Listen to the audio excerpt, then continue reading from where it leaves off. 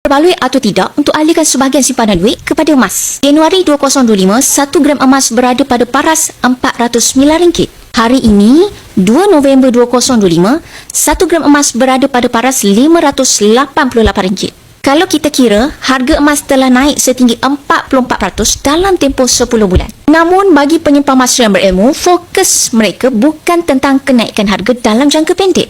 Tetapi apa yang lebih utama adalah tabiat menabung dan berapa banyak jumlah simpanan yang percaya mereka tabungkan. Ini kerana emas, kalau kita teliti betul-betul, sejarah kenaikan harga emas 10 tahun lepas, 5 tahun lepas, harga emas meningkat dalam jangka panjang secara purata setahun lebih daripada 10%. Jadi dalam jangka pendek, anda akan lihat ada ketika harga emas turunnya sedikit, naiknya banyak. Dan jika harga turun sekalipun, anda belum rugi selagi anda tak jual pada ketika harga turun. Anda cuma perlu peram sehingga capai matlamat, sehingga harga yang bakal anda jual nanti melebihi harga anda beli.